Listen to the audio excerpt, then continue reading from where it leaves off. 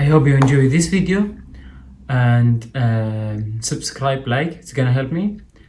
And for any question, or if you have problems with your body, somewhere where you can't train, you can send me a question so I can send you or I can make workout videos for exactly the place where you feel hurt, or I'm gonna tell you if you are allowed to or not, and I'm gonna give you some exercise. So I wish you a beautiful day and see you soon.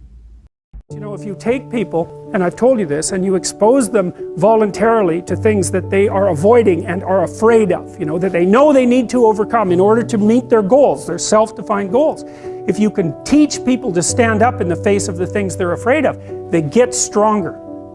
And you don't know what the upper limits to that are, because you might ask yourself, like, if for 10 years, if you didn't avoid doing what you knew you needed to do, by your own definitions, right, within the value structure that you've created, to the degree that you've done that, what would you be like?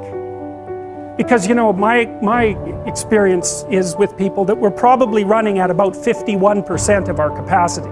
Something, I mean, you can think about this yourselves. I often ask undergraduates how many hours a day you waste, or how many hours a week you waste, and the classic answer is something like 4 to 6 hours a day. You know, inefficient studying, watching things on YouTube that not only do you not want to watch, that you don't even care about, that make you feel horrible about watching after you're done. That's probably 4 hours right there. You know, you think, well, that's 25 hours a week, it's 100 hours a month, that's 2.5 full work weeks, it's half a year of work weeks per year. And if your time is worth $20 an hour, which is a radical underestimate, it's probably more like 50 if you think about it in terms of deferred wages. If you're wasting 20 hours a week, you're wasting $50,000 a year. And you are doing that right now. And it's because you're young, wasting $50,000 a year is a way bigger catastrophe than it would be for me to waste it, because I'm not going to last nearly as long. And so if your life isn't everything it could be, you could ask yourself, well, what would happen if you just stopped wasting the opportunities that are in front of you? You'd be who knows how much more efficient? 10 times more efficient, 20 times more efficient. That's the Pareto distribution. You have no idea how efficient people get. It's off the charts. I'm a big believer in thought control. You got to control your thoughts. You got to realize that those fear thoughts are what actually hold you back. It's what you dwell on, you know? I always tell people, don't think about what you don't want to happen. Like, worry is basically thinking of all the things you don't want to happen, or you're afraid are going to happen. You literally manifest those things when you concentrate on them. Pretty much our lives are the sum total of all our positive and negative thoughts. And if you have more negative thoughts than positive, you're going to have a rather dismal life. But if you can control the thought, and not if you can control your thought, you can pretty much manifest really good events, good people, good situations. What's a method of you controlling your thoughts? Well, for every negative thought that pops in my mind, I'll replace it with 2 or 3 really good thoughts, and I'll make an instant affirmation. May I be under grace and not under law, meaning the universal law. It's the universal law of attraction. You attract the energy that you put out. You know, like Einstein had mentioned that energy can be neither created nor destroyed. He understood that thoughts are things. Thoughts are like electrical impulses. And what you're thinking and concentrating on in your brain, you're literally, it's like Amazon, like a spiritual Amazon. You're placing your orders all the time. And people are using this faculty every day. They just don't know they're using it. So, you know, when they get these shitty events in their life, they don't realize that they ordered that up. They ordered that exact scenario up. But you can control it to order stuff you want. Okay. And so you got to be you have to be aware of the thoughts, and you got to look at them and let them pass through your mind, and then you got to weed out the what we would call negative thoughts. But not every situation that appears negative always is. A lot of times things are like blessings in disguise. You know? Right. What's an affirmation that you would say? Did you say one there before? May it be under grace and not under law. Not under law. Yeah, okay. The universal law. Okay. Let's say, for example, I think like something that's not particularly good. Maybe I have a resentment against someone, or I think illy of someone, or maybe I feel maybe a flash of anger about something. that someone either said to me or did to me, right? But that's holding me in that position, right? That's holding me in that spot. So I'm only going to manifest more of same with somebody else, if not that person, certainly other people. So I want to release myself from that. That's grace. Okay. And that I don't want to be under law. And you place your demand to the universe. Power of the spoken word. Okay. And you say that what to you yourself. say what you mean, Right. mean what you say, watch what you say. Okay. Because the next it's an step order. beyond thought is word. And you actually are giving an energy or an input into the thought when you speak the word. Okay. And all throughout, history, people talk about power of the spoken word. Every religion talks about this in one level or another. But this isn't religious philosophy. This is just basically, how the universal mind works. And it's basically just energy. Right. Do you have a list of affirmations that you will recite every day? Are they based on things about I have them pretty you? much memorized, but Are they in general, or are they Yeah, things like about I'll wake up in the Steve? morning and say, today I only see the good, only good comes to me, only good comes from me. Today I manifest only love and kindness and beauty. And these are the type of vibes I try to put out. Well, a habit is a redundant set of automatic, unconscious thoughts, behaviors, and emotions that's acquired through repetition. A habit is when you've done something so many times that your body now knows how to do it better than your mind. So if you think about it, people wake up in the morning, they begin to think about their problems. Those problems are circuits of memories in the brain. Each one of those memories are connected to people and things at certain times and places. And if the brain is a record of the past, the moment they start their day, they're already thinking in the past. Each one of those memories has an emotion. Emotions are the end product of past experiences. So the moment they recall those memories of their problems, they all of a sudden feel unhappy, they feel sad, they feel pain. Now, how you think and how you feel creates your state of being. So the person's entire state of being when they start their day is in the past. So what does that mean? The familiar past will sooner or later be predictable future. So if you believe that your thoughts have something to do with your destiny, and you can't think greater than how you feel, or feelings have become the means of thinking, by very definition of emotions, you're thinking in the past. And for the most part, you're going to keep creating the same life. So then people grab their cell phone, they check their WhatsApp, they check their texts, they check their emails, they check Facebook, they take a picture of their feet, they post it on Facebook, they tweet something, they do Instagram, they check the news, and now they feel really connected to everything that's known in their life. And then they go through a series of routine behaviors. They get out of bed on the same side, they go to the toilet, they get a cup of coffee, they take a shower, they get dressed, they drive to work the same way, they do the same things, they see the same people, they push the same emotional buttons, and that becomes the routine, and it becomes like a program. So now they've lost their free will to a program, and there's no unseen hand doing it to them. So when it comes time to change, the redundancy of that cycle becomes a subconscious program. So now 95% of who we are by the time we're 35 years old is a memorized set of behaviors, emotional reactions, unconscious habits, hardwired attitudes, beliefs, and perceptions that function like a computer program. So then a person can say with their 5% of their conscious mind, I want to be healthy, I want to be happy, I want to be free. But the body's on a whole different program. So then how do you begin to make those changes? Well, you have to get beyond the analytical mind, because what separates the conscious mind from the subconscious mind is the analytical mind.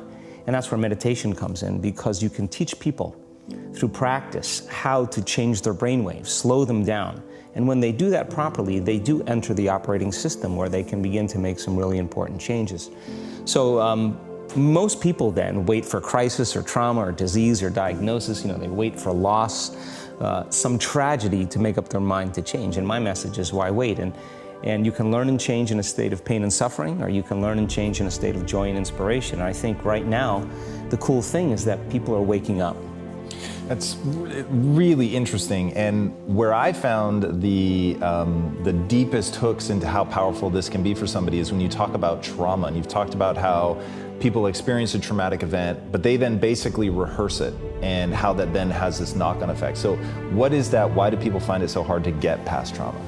The stronger the emotional reaction you have to some experience in your life, the higher the emotional quotient, the more you pay attention to the cause. And the moment the brain puts all of its attention on the cause, it takes a snapshot, and that's called a memory. So long-term memories are created from very highly emotional experiences. So what happens then is that people think neurologically within the circuitry of that experience, and they feel chemically within the boundaries of those emotions. And so when you have an emotional reaction to someone or something, most people think that they can't control their emotional reaction. Well, it turns out if you allow that emotional reaction, it's called a refractory period, to last for hours or days, that's called a mood. I say to someone, hey, well, what's up? You say, I'm in a mood. Well, why are you in a mood? Well, I had this thing happen to me 5 days ago, and I'm having one long emotional reaction. If you keep that same emotional reaction going on for weeks or months, that's called temperament. Why is he so bitter? I don't know, let's ask him. Why is he so bitter? Why are you bitter? Well, I had this thing happen to me 9 months ago. And if you keep that same emotional reaction going on for years on end, that's called a personality trait. And so learning how to shorten your refractory period of emotional reactions is really where the work starts. So then people, when they have an event, what they do is they keep recalling the event, because the emotions of stress hormones, the survival emotions, are saying pay attention to what happened because you want to be prepared if it happens again. Turns out most people spend 70% of their life living in survival and living in stress, so they're always anticipating the worst case scenario based on a past experience, and they're literally, out of the infinite potentials in the quantum field, they're selecting the worst possible outcome, and they're beginning to emotionally embrace it with fear, and they're conditioning their body into a state of fear. Do that enough times, body has a panic attack without you. You can't even predict it because it's programmed subconsciously. So then you say to the person, why are you this way? And they'll say, I am this way because of this event that happened to me 15 or 20 years ago. And what that means from a biological standpoint is that they haven't been able to change since that event. So then the emotions from the experience tend to give the body and the brain a rush of energy. So people become addicted to the rush of those emotions, and they use the problems and conditions in their life to reaffirm their limitation, so at least they can feel something. So now when it comes time to change, you say to the person, why are you this way? Well, every time they recall the event, they're producing the same chemistry in their brain and body as if the event is occurring, firing and wiring the same circuits and sending the same emotional signature to the body. Well, what's the relevance behind that? Well, your body is the unconscious mind. It doesn't know the difference between the experience that's creating the emotion and the emotion that you're creating by thought alone. So the body's believing it's living in the same past experience 24 hours a day, 7 days a week, 365 days a year. And so then when those emotions influence certain thoughts, and they do, and then those thoughts create the same emotions, and those same emotions influence the same thoughts, now the entire person's state of being is in the past. So then the hardest part about change is not making the same choices you did the day before, period. And the moment you decide to make a different choice, get ready, because it's going to feel uncomfortable. The bigger thing is that we keep firing and wiring those circuits, they become more hardwired. So you have a thought and then the program runs. But it's the emotion that follows the thought. If you have a fearful thought, you're going to feel anxiety. The moment you feel anxiety, your brain's checking in with your body and saying, yeah, you're pretty anxious. So then you start thinking more corresponding thoughts equal to how you feel. Well, the redundancy of that cycle conditions the body to become the mind. So now, when it comes time to change, a person steps into that river of change and they make a different choice, and all of a sudden, they don't feel the same way. So the body says, well, you've been doing this for 35 years. You're going to just stop suffering and stop feeling guilty and stop feeling shameful, and you're not going to complain or blame or make excuses or feel sorry for yourself. Well, the body's in the unknown. So the body says, I want to return back to familiar territory. So the body starts influencing the mind, and it says, start tomorrow. You're too much like your mother. You'll never change. This isn't going to work for you. This doesn't feel right. And so if you respond to that thought as if it's true, that same thought will lead to the same choice, which will lead to the same behavior, which will create the same experience, which will produce the same emotion. I want to talk about that notion of, give me a little more detail on what you mean by the body becomes the mind or the unconscious mind. What do you mean by that exactly? Well, those are two different things. Your body is your unconscious mind. In a sense, if you're sitting down and you start thinking about some future worst case scenario that you're conjuring up in your mind, and you begin to feel the emotion of that event, your body doesn't know the difference between the event that's taking place in your world, outer world, and what you're creating by emotion or thought alone. So most people then, they're constantly reaffirming their emotional states. So when it comes time to give up that emotion, they can say, I really want to do it, but really the body is stronger than the mind because it's been conditioned that way. So the servant now has become the master. And the person all of a sudden, once they step into that unknown, they'd rather feel guilt and suffering because at least they can predict it. Being in the unknown is a scary place for most people because the unknown is uncertain. And people say to me, well, I can't predict my future. I'm in the unknown, and I always say the best way to predict your future is to create it. Not from the known, but from the unknown. What thoughts do you want to fire and wire in your brain? What behaviors do you want to demonstrate in one day? The act of rehearsing them mentally, closing your eyes, and rehearsing the action. The rehearsing the reaction of what you want, or the action? The action of what you want. By closing your eyes and mentally rehearsing some action. If you're truly present, the brain does not know the difference between what you're imaging and what you're experiencing in 3D world. So then you begin to install the neurological hardware in your brain to look like the event has already occurred. Now, your brain is no longer a record of the past. Now it's a map to the future. And if you keep doing it, priming it that way, the hardware becomes a software program. And who knows, you just may start acting like a happy person. And then I think the hardest part is to teach our body emotionally what the future will feel like ahead of the actual experience. So what does that mean? You can't wait for your success to feel empowered. You can't wait for your wealth to feel abundant. You can't wait for your new relationship to feel love, or your healing to feel whole. I mean, that's the old model of reality of cause and effect, waiting for something outside of us to change how we feel inside of us. And when we feel better inside of us, we pay attention to whoever or whatever caused it. But what that means then is that from the Newtonian world is that most people spend their whole life living in lack, waiting for something to change out there. What do you mean the Newtonian world? The Newtonian world is all about the predictable. It's all about predicting a future. But the quantum model of reality is about causing an effect. The moment you start feeling abundant and worthy, you are generating wealth. The moment you're empowered and feel it, you're beginning to step towards your success. The moment you start feeling whole, your healing begins. And when you love yourself and you love all of life, you'll create an equal. And now you're causing an effect. And I think that's the difference between living as a victim in your world, saying, I am this way because of this person or that thing or this experience. They made me think and feel this way. When you switch that around, you become a creator of your world, and you start saying, my thinking and my feeling is changing an outcome in my life. And now that's a whole different game, and we start believing more that we're creators of reality. So how do we go from, okay, I have this negative emotion, it's controlling my life, it's got me in this cycle of, I think about this emotion, which triggers a chemical reaction, which trains my body to feel that way, which makes it easier, more likely I will do it again, and so now I'm in this vicious cycle. And it's unconscious. Right, and you said, does your thinking create your environment, or does your environment create your thinking, which I thought was really, really interesting. So how do we then go from that, like mechanistically, to begin this visualization process of something that's empowering? It's me in a different state, it's my future self. Is it meditation? What does that look like? If you're not being defined by a vision of the future, then you're left with the old memories of the past, and you will be predictable in your life.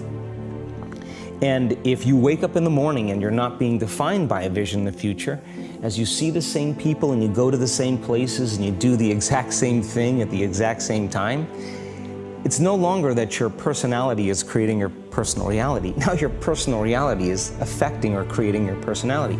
Your environment is really controlling how you think and feel unconsciously, because every person, everything, every place, every experience has a neurological network in your brain.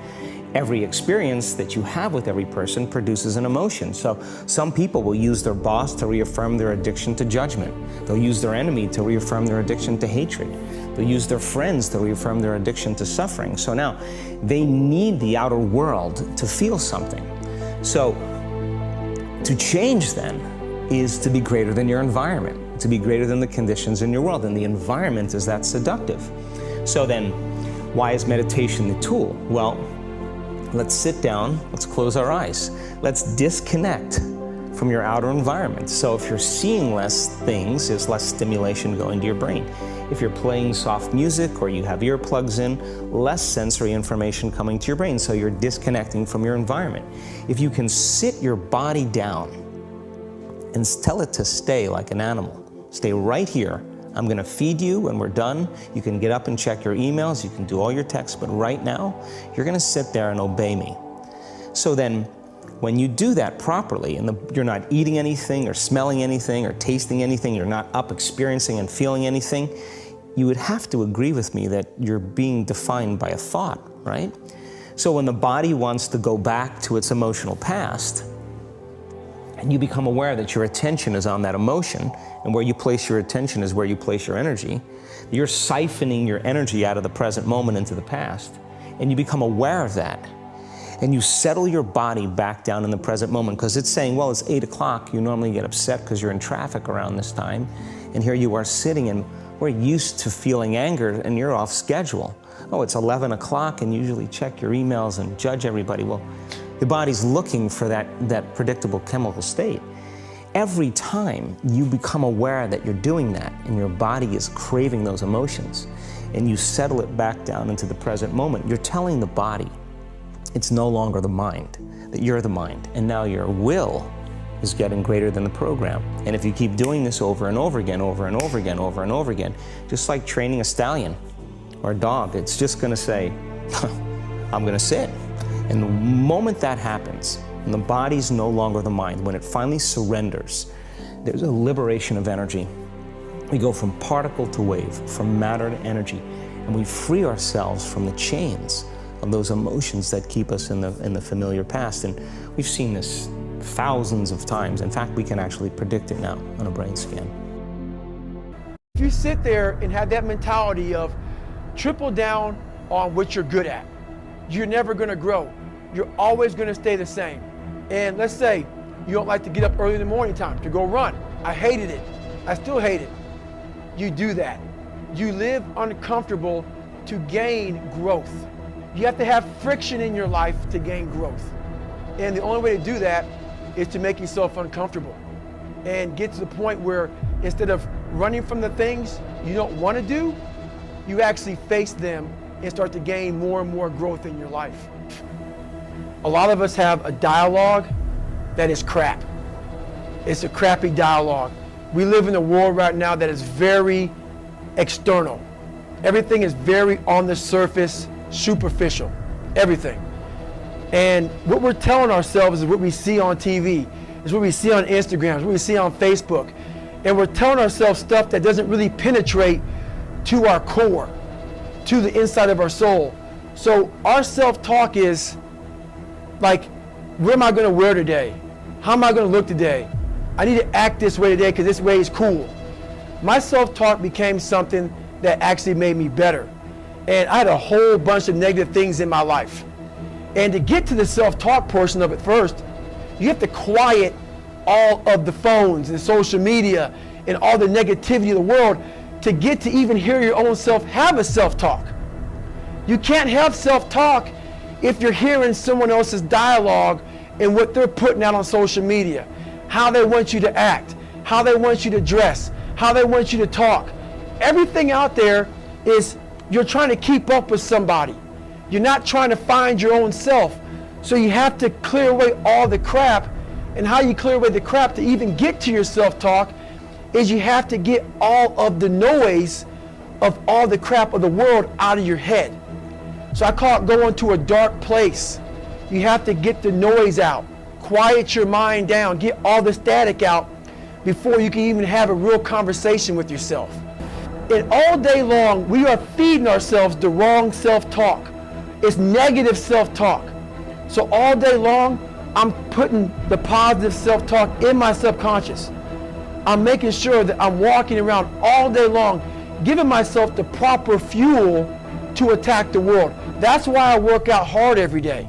I work out hard every day because I know the first thing in the morning what I do is I clean my room, I clean my house, I go for a run, I work out.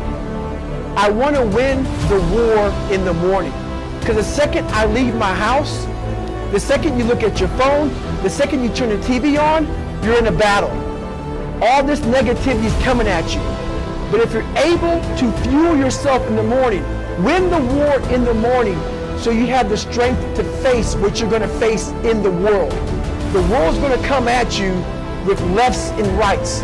You have to have the right kind of mentality. And that starts by not hitting the snooze button. It starts by waking up. No, you don't want to do it, but that gives you the strength because you did it. If you do it, if you do something you don't want to do every morning, you're already giving yourself the proper self-talk. You're already giving yourself the proper dialogue to attack the people that don't like you, to attack your insecurities, to attack what the world's going to give you. So self-talk comes from belief in yourself. If you're giving yourself self-talk, positive self-talk, but you don't believe it, it's not going to come true. You have to put the work behind what you're saying and believe what you're saying to yourself for that self-talk to become a reality in your subconscious.